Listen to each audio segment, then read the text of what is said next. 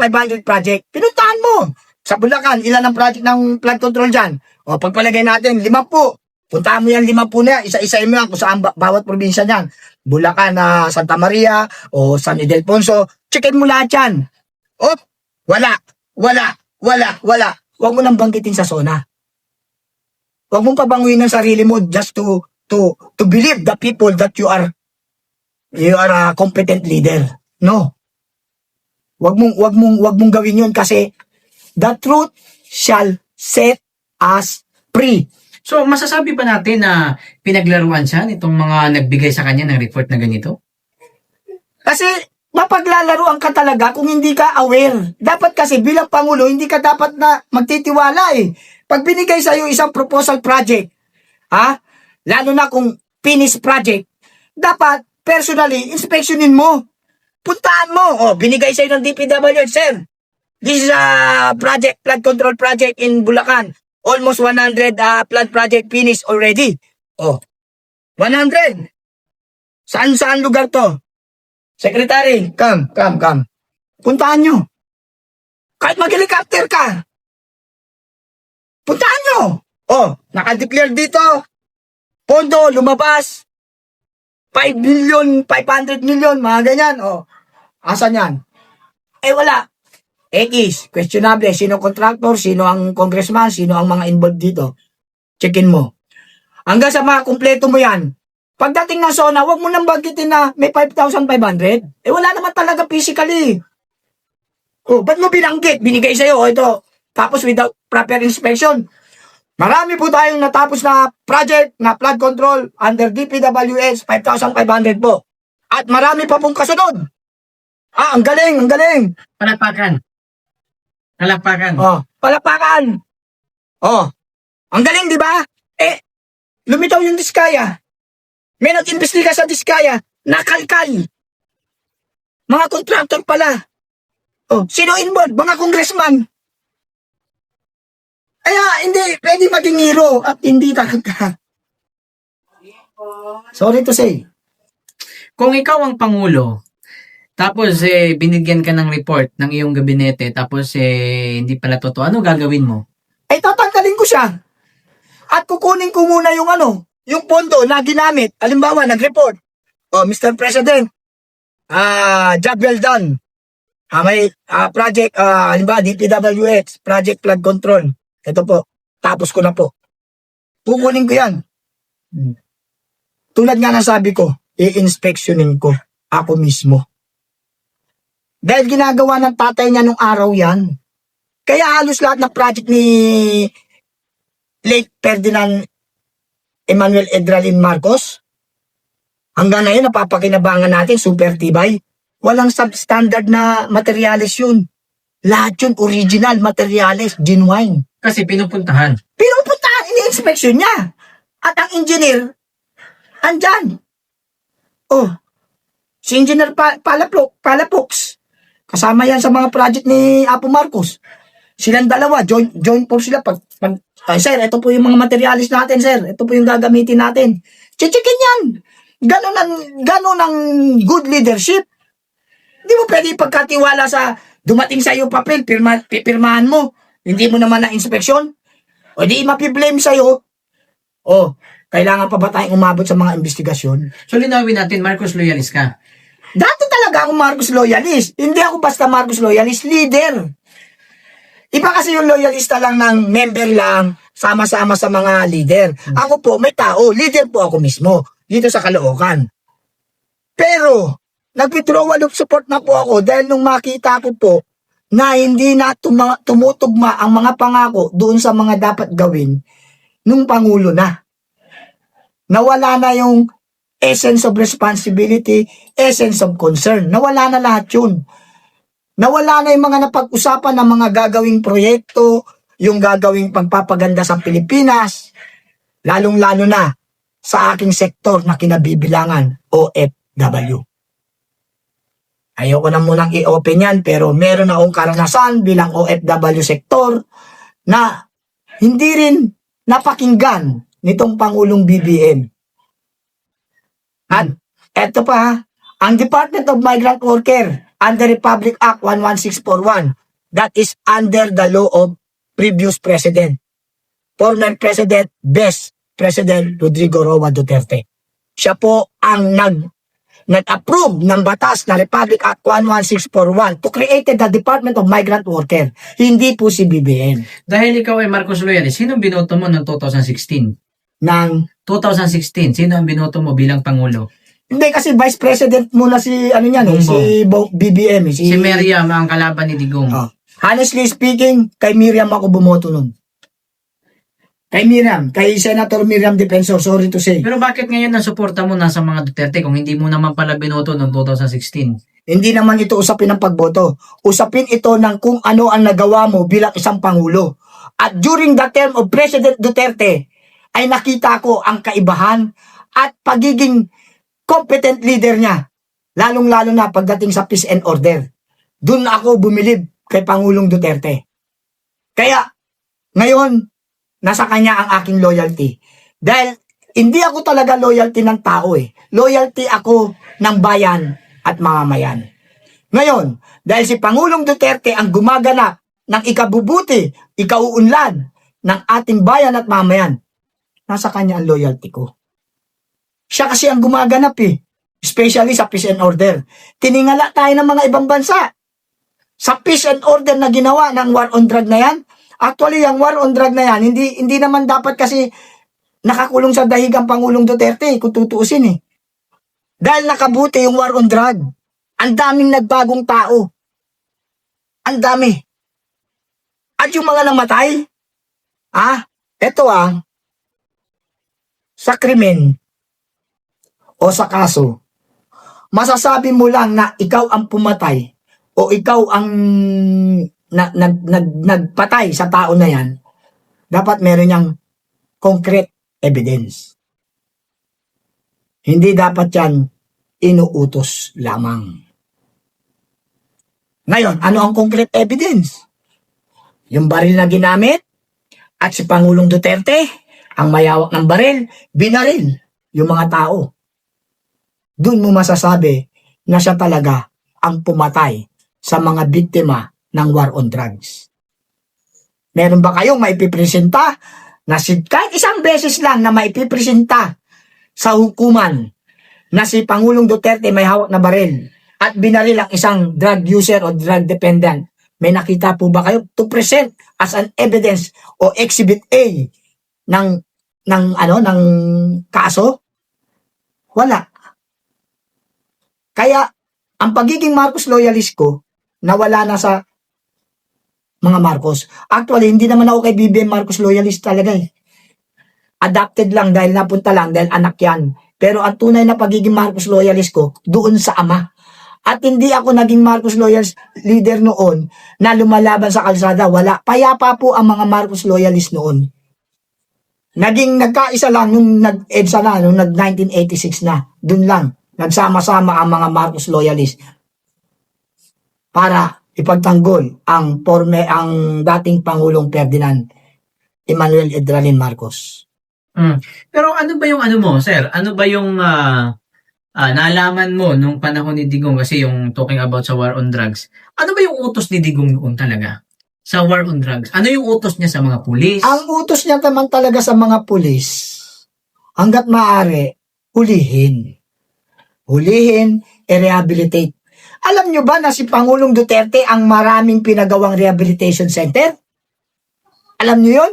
Yan pa nga isang dapat itanong mo ngayon eh. Nasaan yun? Ang daming rehabilitation na project ang Pangulong Duterte to prepare sa war on drug. Dahil i-rehabilitate yan, hindi naman para patayin lang eh. Patayin kapag lumaban. Ibang usapan na yun. Ibang usapan kasi, ikaw ba naman isa kang pulis? Yes. Adik, babarilin yung pulis, pagpapabaril ka ba? Yes. Ngayon, Yung human instinct mo, hindi lang human instinct, military instinct o police instinct. Hindi ka magpapauna dahil may baril ka at may authority ka. Yung adik, may baril yan, walang authority yan. Threat yan, threat. Hindi mo babarilin? Kalukuhan yun kung ibigay mo yung ulo mo, barilin mo ako. Kalukuhan yun. Kaya, Yung utos talaga ni Pangulong Duterte, hulihin nyo ang lahat ng mga gumagamit ng ipinagbabawal na gamot. If lumaban, patayin. Yun ay consequences nung taong adik na lalaban. Ba't ka palalaban? Bakit naman marami nagparehab? Maraming sumuko. Hindi pa nga pinupuntahan sa bahay, pumupunta na sa barangay captain. Kap, lista niyo ako. Bakit? Para hindi na po ako matokang. Magbabago po ako. Nakamonitor yan. Lahat ng mga pangalan nandun, nakamonitor. Pag gumagamit ka pa rin, talagang matutumba ka. Matigas ulo mo . May babala. Hindi, nag-warning naman ang Pangulo. Hindi naman basta, patayin. Hindi naman ganun . Pag gusto magbago, rehab. Ang dami kong project na rehabilitation center. Dalhin nyo dun yan. Kaya nga pinagawa ko yan. Para ihanda ang mga mahuhuli o yung mga susuko ng kusang loob. War on drug. You all belong to war on drug if you are refuse or resist to the order of the President of the Philippines. But if you are follow or you are surrender yourself and rehabilitate yourself to change your life, hindi po yan matatawag na na pag-aabuso or extrajudicial killing, si tawag nila dyan, crimes against humanity. Paano mo nasabing crimes against humanity? Yung pinatay, karumal-dumal, papatayin din yung pulis. Anong crimes? Paano naman yung mga biktimang na-rape? Ni-rape na, pinatay pa. Ang masaklap, sanggol, 5 months o 7 months, ginahasa, pinatay din. Lola, 90 years old, ginahasa, pinatay din. Paano yung mga biktima na yon? Hindi yung crimes against humanity? Yun ang crimes against humanity dahil yung mga yon, inosente. Walang kinalaman sa krimen. Walang kinalaman sa karahasan. Pero naging biktima ng isang karahasan. Ina-avoid lang ni Pangulong Duterte yung karahasan na ang kawawa ay ang biktima ay ang mga inosenteng sibilyan. Okay. So, itanong ko lang to sa iyo, sir. Ano opinion mo doon sa nasunog nga na building doon sa Quezon City, yung DPWH? Anong tingin mo doon? Sinunog yun dahil nandoon. Or opinion mo? Sa aking opinion, opinion lang naman to. Sinadya. Why? All the record of corruption or the contract signed by who ay nandoon. That is considered document evidence. Document evidence is in law is a one higher evidence. Isa sa mataas na ebidensya ang document evidence. Ngayon, kung meron kang presentation of document as an evidence, ang malakas yan. Andun ang pirma ng mga tao na involved dyan. At nandoon din ang amount ng mga pondo. At nandoon din ang completion of contract. Kung kailan nag-implement, date of start, and date of completion.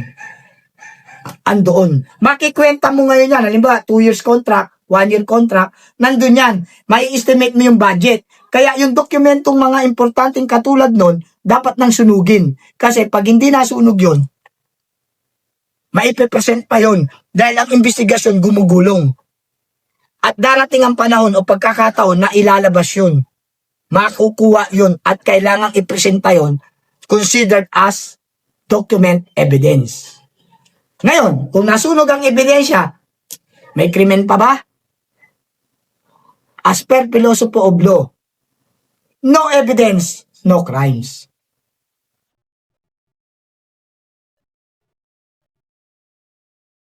Ito bro, ang tanong ko lang sa iyo to, balikan lang natin yung sa Blue Ribbon, 'di ba? Sa tingin mo, bakit ayaw nila ibigay kay Senador Marcolita? Kasi tinanggihan na ng ibang mga senador . Pero hindi sila nag-offer muli kay Marcolita.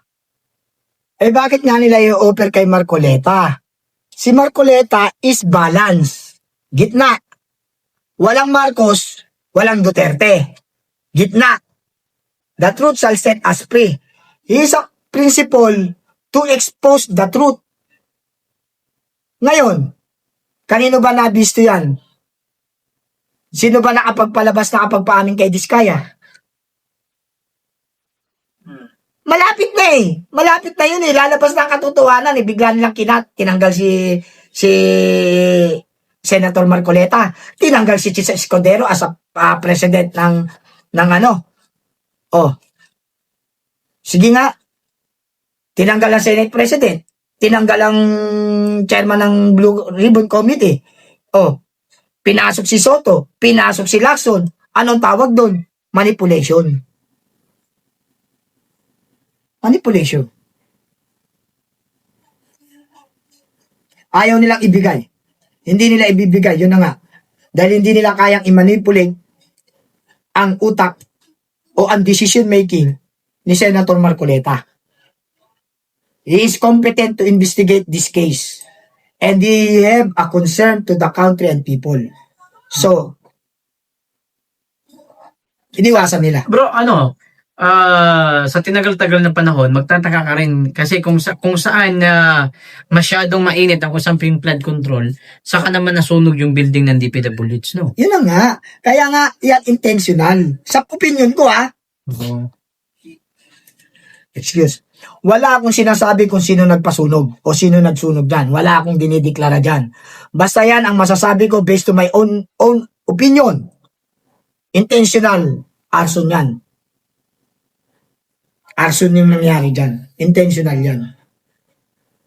Dahil very malicious na masunog ang isang, parang katulad lang din nung nakaraan yan, yung post office, sinunog din eh. Ganun yan. Alam mo yung mga abnormal, yung mga demonyo, gagawa ng paraan yan to sacrifice the people of the Philippines. Wala silang pakialam kung tayo maapektuhan, masaktan tayo, maghirap tayo, wala silang pakialam. Basta mailigtas lang nila yung mga kabulukan nila, yung mga pangungurakot nila, yung mga kasamaan nila, itatago nila sa mga mamayang Pilipino just to vote them again in the next election.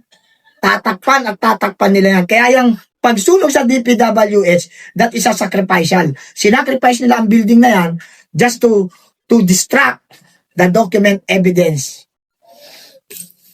There. Sabi kasi ng ng ICI, nasa 1% lang naman daw ang nasunog ng mga documents. Eh kung 1% nga na yun, yung 1% na yun yung mga importante. Sige nga, yun yung mga kailangan. Ha? Yun ang big question mark dyan. 1% lang naman. Eh yung 1%, pag hinanap mo na, i-present nyo nga yung project sa Bulacan na ganito, tingnan nyo nga sa DPWH yan. Ay sir, wala. Bakit? Nakasama sa dun sa 1% eh. Oh. Di ba? Huwag niyong paglinlangin ang mga tao. Hindi nyo na kami malilinlang. Kasi kami ay nag-oobserba at kami ay gising na sa katotohanan na ang sobrang pangungurakot sa ating bansa ang tunay na ugat ng kahirapan. Wala na, hindi talaga. Wala talaga. Sunog. Marami ang makakaligtas na. Marami, halos lahat yan ligtas. Pero ang hindi makakaligtas dyan, Duterte. Mga Duterte. Ibiblame nila sa mga Duterte yan. Ganyan sila kasama. Kahit walang kinalaman ng Duterte, ibiblame sa Duterte just to distract and demoralize their name. Pero, di ba nung nakaraan kasi, nanawagan ng INC na dapat daw i-live stream ng ICI ang kanilang paghihiring. Pero sa tingin mo, ano kaya ang dahilan kung bakit ayaw nila i-live stream yan? Ayaw nila managkat ang katotohanan eh. Kasi takipan yan. Alam mo ba dyan pala may body language na? Tignan mo si Soto. Uling-uli sa live streaming. Kumikindat. So mabilis. Diba? Mga ganun. Dun pa lang, kita na ng tao. Ay, mga sinungaling to. Pinaglalaruan tayo. Ba't nila ilalantad yung kasinungalingan nila? Itatago nila yan. Kaya nga sila gawa ng ICI. Actually, wala naman dapat ICI eh. Nasa Senate investigation na nga eh. Bakit kailangan pa may separate na ICI para mag-imbestiga? what is the purpose and what is the objective of that department or that ano na yan, investigation na yan. What is the main purpose? Samantalang iniimbestigahan sa Senate, that is waste of money and waste of time. Tinatarantado nila ang mga tao. Yun ang katotohanan yan. Kaya yung paglilihim nila na ayaw nilang i-live stream, ayaw nilang ilatad sa publiko dahil meron silang itinatago. Kung wala kang tinatago, baka ikaw pa magsabi na, ilabas natin to, hindi pwedeng hindi. Baka sila pa nga magwala na, bakit itatago to? Hindi, i-live stream natin to. Para maging transparent. Transparent and accountability. Kailangan may ano natin, FOI. Oh. Wala, tinago nila. FOI nga, batas yan eh. Oh, bakit hindi nila i-apply? Oh, bakit? Sinimulan sa Senado ng open, live. Pagdating sa ICI, close. Ano yun? Lutuan system? Hindi na bobo mga tao. Bobohin yung bobo. Wala na talaga. Wala na.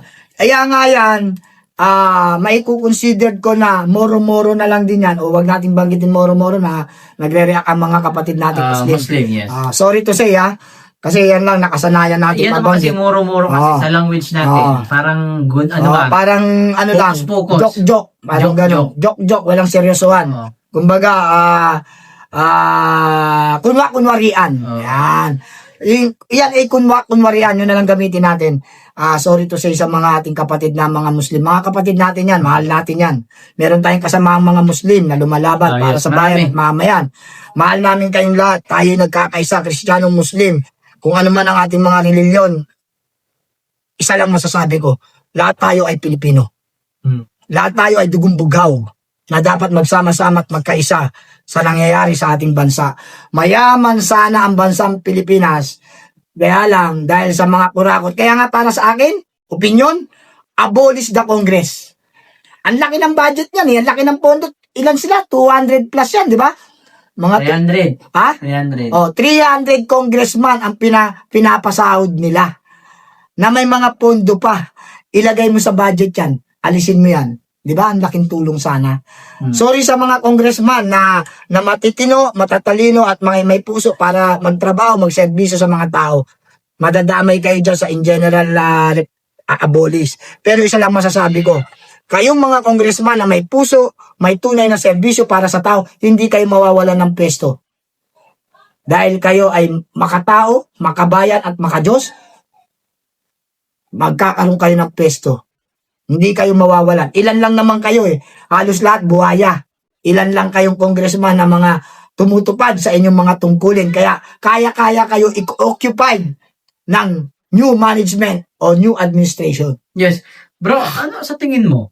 Napakarami na kasi natin ng mga public servant eh. Meron tayong presidente, may mga congressman, may senado pa, may mga mayor. Sa tingin mo, sa dami-dami ng mga public servant na yan, sa tingin mo, bakit mahirap pa rin ang bansang Pilipinas? Dahil nga sa kurakot. The reason is corruption. That is a major cause or major roots why the Filipino people or why the Philippines is very poor and considered a third world country. Still third world country. Baka nga fourth world country na tayo eh. Hindi lang natin alam eh kasi sa sobrang kurakot. Ang kurakot, korupsyon, ang tunay na ugat ng kahirapan ng ating bansa. Kaya nga kung talagang gusto nila ng practicality decision making, practicality to earn more fund, alisin ang Congress.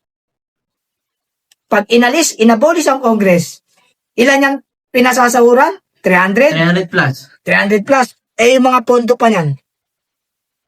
May mga pondo yan eh. Meron pa yan sila mga yung mga staff. Kaya nga, may mga tao yan na pinapasahod. Di ba? Pag kinuha mo, inalis mo yan, mapupunta yung budget doon sa national fund. Di laking tulong sa mamamayang Pilipino. Ngayon, sasabihin na, paano naman trabaho namin? Congressman kami, mawawalan na kami ng trabaho. Wow, mayayaman kayo ha. Walang congressman ako nabalita ang mahirap. Halos lahat kayo mayaman. Kung kami nga, isang kahit isang tuka, nabubuhay ng maayos, kayo pa kaya. Hindi problema yung sasabihin, paano kami, wala na kami to. Maghanap kayo na ibang trabaho. Tsaka may mga negosyo kayo. Mabubuhay kayo kahit wala kayo sa pwesto. Ang importante, for the sake and benefits ng bansang Pilipinas. Mapaunlad ang buong Pilipinas, hindi lang pamilya nyo umuunlad. Paunlarin nyo ang Pilipinas. Actually, ang bansang Pilipinas ay isa sa pinakamayaman na bansa sa Asia. Kung tutuusin. Bakit ko nasabi? Ang Pilipinas ay pinagpalang bansa. Tayo ay considered sa Biblia na lupang ipinangako. One of the promised land is Philippines. Yang Mindanao, lupang pinangako yan. Ngayon, bakit ko nasabi na mayaman sana ang Pilipinas? Kasi nga, isipin nyo naman, mula sa asukal, bigas, abaka, ginto, perlas, isda, lupa, mga kape, ang dami, bigas, nasa bansa natin, nasa lupa ng Pilipinas ang lahat ng natural resources. We are complete natural resources. Pumunta ka sa ibang bansa, yung mga ibang bansa, wala silang kape, wala silang ratan, wala silang asukal, pero mayaman, maunlad. Bakit? Kasi nga, walang korupsyon. Kung anong meron sa natural resources nila, nalilinang. Alam nyo ba yung nalilinang? Malalim yun, no? Nalilinang. Yung nalilinang, nasisinop o napagyayaman, naaasikaso. Yung mga natural resources nila, naaasikaso nila sa tama. Kaya napapaunlad nila. Kahit hindi sila kumpleto sa natural resources. Pero ang Pilipinas is a one of promised land as per the Bible. Why we are still poor? Because of corruption. Yan ang ugat ng kahirapan. Kaya sana pakiusap ko sa mga politiko natin. Sana naman paglingkuran nyo ang bansang Pilipinas. Paunlarin nyo ang antas ng pamumuhay ng mga mamamayan nito.